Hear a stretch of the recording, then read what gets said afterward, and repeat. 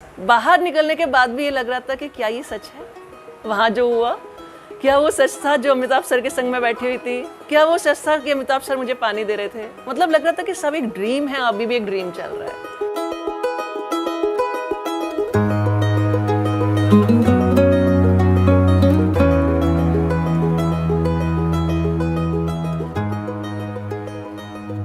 At present मैं केंद्रीय विद्यालय नंबर 1 में एक प्राइमरी टीचर हूँ। मुझको बचपन से ही जब मैं छोटी थी टीवी देखती थी, तब मेरा विजन ठीक था, तो मैं टीवी देखा करती थी, बहुत शौक था और टीवी में जाने का बहुत शौक था। देखती थी कि इतना सारा अच्छा परफॉर्मेंस हो रहा है, लोग रियलिटी शो में आ रहे हैं, तो मैं भी सोचती थी ऐसा कोई दिन आएगा कि मैं भी जा पाऊंगी टीवी में। देन मैंने जब केबीसी देखा, पता चला कि इसमें तो जीके के बेस पर स्टडी करके जा सकते हैं, तब मैंने फिक्स कर लिया, मैंने कहा एक दिन मुझको भी बैठना है सीट पर, अमिताभ सर से मुझे भी मिलना है। तो वो जो प्रोसेस था वो वहीं से स्टार्ट हो गया। फ्रेंड्स के संग खेलना शुरू किया केबीसी, उसमें खूब अमिताभ सर बन जाती थी और क्वेश्चन पूछती थी।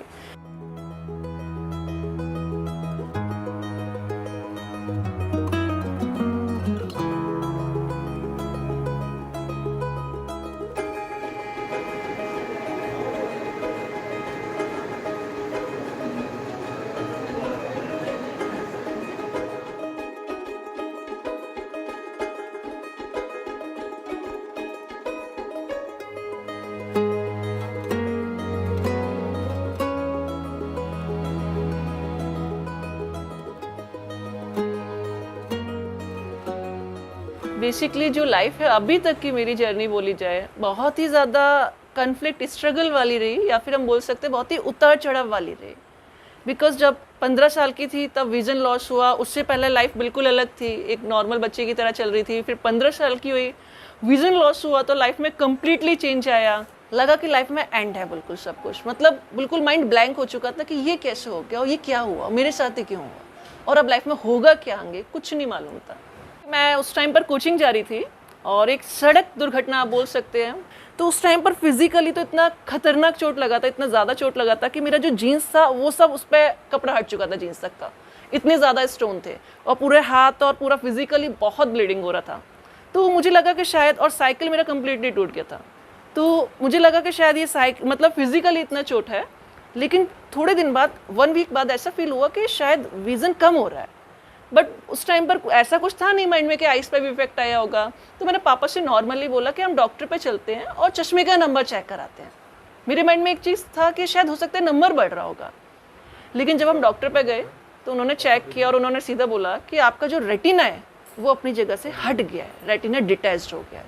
रेटिना डिटैच्ड जब होता है तो हमको विदिन 2 या 3 डेज ऑपरेशन करना पड़ता है, वरना विजन कम्प्लीटली चला जाता है। तो उस टाइम पर 11th की बात है, हमने अपना एग्जाम ड्रॉप करके ऑपरेशन करवाया और वो रेटिना डिटैचमेंट का मेरा जब 3 ऑपरेशन हुआ तब तक मेरे पास विजन था। लेकिन जो 4th ऑपरेशन हुआ वो 4th ऑपरेशन था क्योंकि मुझे थोड़ा सा विजन में ब्लर था, तो वो 4th ऑपरेशन इसलिए करवाया गया था कि विजन और क्लियर हो जाएगा। जब मुझसे ये बोला गया कि आपका विजन और क्लियर हो जाएगा, आप और शार्पली देख पाओगे, तो मुझे लगता है हर किसी के माइंड में आएगा कि करवा लेना चाहिए। और मेरे सामने मेरा पूरा करियर था, तो मैंने भी वो ऑपरेशन ये सोचकर कि मेरा विज़न और क्लियर और शार्प होगा, मैंने करवाया। बट वो ऑपरेशन सक्सेस नहीं हुआ और जो विज़न था मेरे पास, जो मैंने स्कूल जाना शुरू करा था, वो विज़न मेरा टोटली निल हो गया उस सर्जरी में। मतलब वो सर्जरी फेल हो चुकी थी।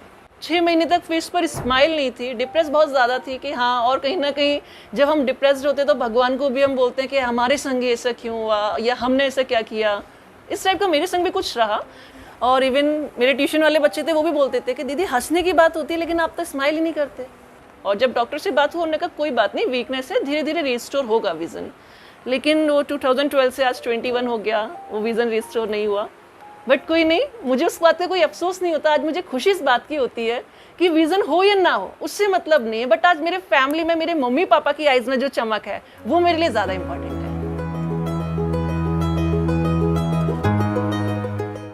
हमारी फैमिली में, मतलब केवल मम्मी पापा नहीं, हमारी पूरी फैमिली में कभी भी ये बात को नहीं सोचा जाता था कि लड़की है तो कम पढ़ाई है, लड़का है तो ज़्यादा अच्छे स्कूल में डालिए। कभी ऐसा नहीं था।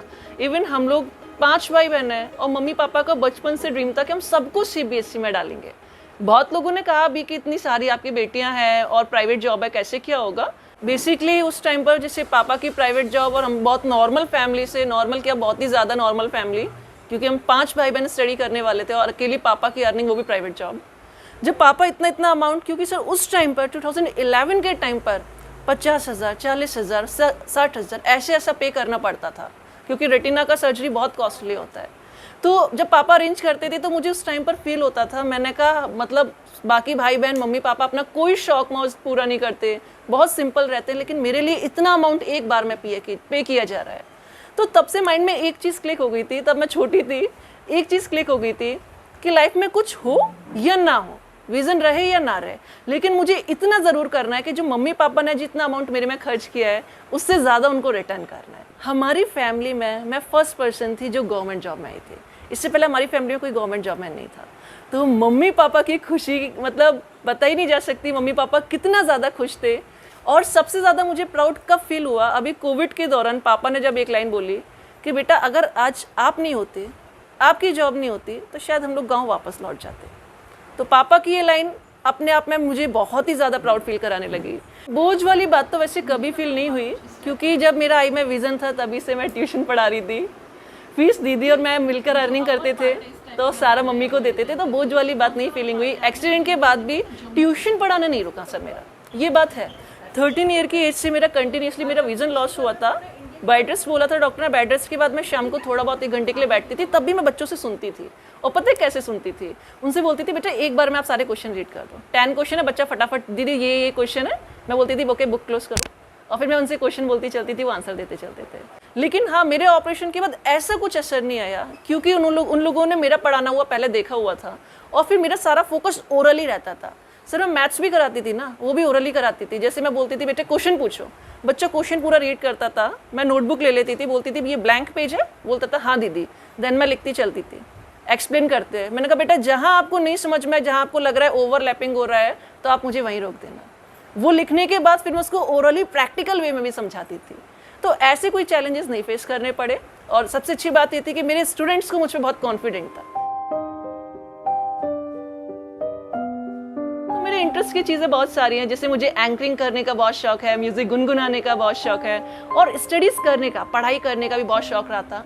उसी बिहाफ पर मैंने डिसाइड किया था कि मुझको डॉक्टर बनना है, मुझे मेडिकल फील्ड में बहुत इंटरेस्ट था। लेकिन जब एक्सीडेंट हुआ तो ये सारे सपने एकदम चूर चूर होते हुए नजर आ रहे थे, बिकॉज लग रहा था कि अब कुछ नहीं हो पाएगा। इसमें एग्जाम्स होते थे तो कम्प्लीटली हमने तो पढ़ाई कर लिया है, लेकिन अब जो एग्ज़ाम होगा ना वो कम्प्लीटली हमारे ऊपर डिपेंड नहीं था, क्योंकि एग्ज़ाम के लिए हमको स्क्राइब मिलता है, राइटर मिलता है। अब उसमें क्या है, हमने तो पढ़ के गए हैं, लेकिन वो स्क्राइब क्या लिख रहा है, कितना करेक्ट वे में लिख रहा है, जिस हम तरह से बोल रहे हैं वो वैसा लिख रहा है या नहीं, ये बहुत ज़्यादा मैटर करता है हमारे मार्क्स में। तो मुझे भी बहुत टेंशन रहता था कि आई डोंट नो स्क्राइब कैसा होगा और कैसे वो लिखेगा, जितना मैं बोल रही हूँ या लिख पाएगा या नहीं। बट अच्छी बात ये थी, हमेशा मुझे जो स्क्राइब मिले उनकी स्पीड बहुत अच्छी थी, लेकिन कभी कभार वो लोग बोलते थे कि यार बहुत ज़्यादा लिखवाती हैं ये, मतलब वो लोग सोचते थे कि हम हिमानी के स्क्राइब ना बने, किसी और के बन जाएं, क्योंकि बहुत ज़्यादा पढ़ के आती हैं और लिखवाती बहुत ज़्यादा है ये, तो हाथ थक जाता है। लेकिन मतलब ऑटोमेटिकली स्क्राइब का एक्सपीरियंस मेरे संग बहुत अच्छा रहा, बिकॉज मैंने 4 सेमेस्टर में टॉप किया था सर अपने D.Ed में। वो पहली बार जब हम मिले, हाथों में था जब हम चले। फास्टेस्ट फिंगर फर्स्ट जब होना था, उससे पहले नाइट तक मेरे माइंड में एक क्वेश्चन बहुत बार बार चल रहा था, जो कि ये था कि कैसे होगा, बिकॉज मेरा कंपटीशन उन सब लोगों से था जो जनरल थे, जिनके पास लर्निंग सोर्स, स्टडी के सोर्स मुझसे ज़्यादा थे, जिनके पास और भी ज़्यादा पॉजिटिव पॉइंट्स थे कि वो आंसर तुरंत देखकर क्लिक कर देंगे। तो बहुत सारे क्वेश्चन थे, लग रहा था कैसे होगा, और इवन ये भी डाउट था कि यार ऐसा ना हो कि हॉट सीट पे बैठने का मौका ही ना मिले। लेकिन KBC की टीम का जो पॉजिटिव फीडबैक, पापा और दीदी का जो पॉजिटिव फीडबैक, और प्लस मेरी थॉट, मेरी सोच, एक चीज़ थी मैंने सोच के जो यहाँ से गई थी कि खोने के लिए कुछ नहीं है, जीतेंगे या सीखेंगे। बेसिकली जब मेरे पास 1 करोड़ का क्वेश्चन मेरे सामने था, तब मैं बहुत ही ज़्यादा नर्वस थी, बिकॉज अमाउंट एक नॉर्मल फैमिली के लिए 1 करोड़ बहुत था, मेरे लिए भी बहुत ज़्यादा था, एक सपने जैसा था वो क्वेश्चन मेरे लिए। और उस टाइम पर ये लग रहा था कि अगर ज़रा भी कुछ गड़बड़ होता है तो डायरेक्ट 3-20 बीच की पूरी मेहनत ख़राब हो जाएगी। तो बहुत ही ज़्यादा एकदम बोलते हैं ना रिस्क वाला फैक्टर था, अपराइजिंग डाउन, मतलब कुछ ना कुछ चल रहा था और माइंड में मैं सोच रही थी कि क्या होगा, मुझे अटेम्प्ट करना चाहिए या नहीं करना चाहिए। सर का जो हम्बल नेचर हमने देखा है, वैसे टीवी में देखा है और जानते हैं, लेकिन सर ऑनेस्टली उससे ज़्यादा हम्बल है, उससे ज़्यादा सोशल। प्रोमो में आप लोग देख ही रहे होंगे कि अमिताभ सर मुझको लेकर आ रहे हैं, हॉट सीट पे भी बैठा रहे हैं, इवन पानी तक ऑफर किया उन्होंने, पानी दिया अपने हाथ से। तो ये सब चीज़ें एक्सप्रेस नहीं की जा सकती वर्ड्स में कि उस टाइम पर क्या फील कर रहे थे हम। लग रहा था लाइफ में सब कुछ मिल गया, सब कुछ मिल गया और ये टाइम यहीं स्टॉप हो जाए, टाइम आगे ना बढ़े। लग रहा था कि जो चल रहा है ना बस ये यहीं स्टॉप होके रह जाए। ये सब मोमेंट था, मतलब ऐसा कैप्चर हो रखा था ना, ऐसी फीलिंग्स हो रखी थी कि एक्सप्रेस नहीं कर सकते कि क्योंकि ये सारी चीज़ें हम पहले टीवी में देखते थे। मैंने जो अमाउंट जितना भी जीता हो उससे मैटर नहीं करता, लेकिन हाँ मेरा टारगेट सेट है, मुझे एक इंक्लूसिव कोचिंग इस्टेब्लिश करना है कॉम्पिटिटिव पर्पज से दिव्यांग स्टूडेंट्स के लिए। इंक्लूसिव कोचिंग का मतलब है बेसिकली उस कोचिंग में सब टाइप के differently abled students, hearing impaired, visually challenge, orthopedically challenge, सब एक ही साथ उसमें लर्निंग करेंगे। और लर्निंग भी कैसी वाली, हायर एजुकेशन जो हायर कॉम्पिटिटिव एग्जाम्स होते हैं लाइक स्टेट पीएससी, यूपीएससी, उस टाइप के। तो ये मेरी प्लानिंग है। प्लस जो अवेयरनेस कैंपेन मैं अपने स्कूल में स्टार्ट कर रखा है, मैं चाहती हूँ उसी टाइप का कैंपेन मैं एक दिन पूरी कंट्री में भी इम्प्लीमेंट हो पाए, तो लोग ज़्यादा बेनिफिट ले सकेंगे इन सब चीज़ों से।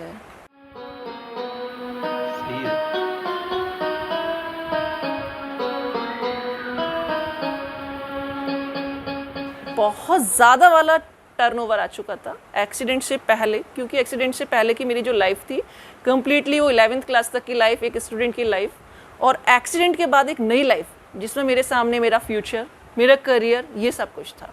तो लाइफ में बहुत ज़्यादा चेंज आया था। बट ऑनेस्टली बताऊँ, मैंने इन्जॉय जो किया है वो आफ्टर एक्सीडेंट किया है। आफ्टर एक्सीडेंट ही मैंने इतना म्यूज़िक, डांस वांस में इन्वॉल्व होना शुरू किया है। उससे पहले या तो फोकस स्टडी पे ही ज़्यादा रहता था, स्टडी पे तब अब भी रहता है, लेकिन तब मैं इतना एंजॉय नहीं कर पाती थी। बिकॉज उसका रीज़न है 2006 में मेरी जो सर्जरी हुई थी ना, उसमें मुझसे साफ बोला गया था उस ऑपरेशन के बाद कि हिमानी आपको जंपिंग नहीं करना, रनिंग नहीं करना है, भागना नहीं है, कोई क्राउडेड प्लेस पे नहीं जाना है, और जो अपना पार्टीज होते हैं, मैरिज होते हैं, वहाँ भी नहीं जाना है। बिकॉज आपको ज़रा भी धक्का लगा, आप गिर गए तो आपका रेटिना फिर हट जाएगा। तो एक डर था, चीज़ें चल रही थी, विज़न अच्छा था, लेकिन वो एक डर के संग चल रही थी कि कुछ गलत ना हो जाए। तो उस टाइम पे लाइफ जो थी अच्छी थी, लेकिन बहुत डरी डरी हुई लाइफ थी। लेकिन आफ्टर विजन लॉस हुआ तब मेरे माइंड में अब कोई डर ही नहीं था कि खोने के लिए कुछ नहीं बचा। तो लाइफ को मैंने एंजॉय करना शुरू किया। मैंने कहा खोने के लिए कुछ नहीं है। काम करो कुछ ऐसा कि लोग बनना चाहे तुम्हारे जैसा। Hello friends, welcome to all in my YouTube channel. This is Himani Bundela.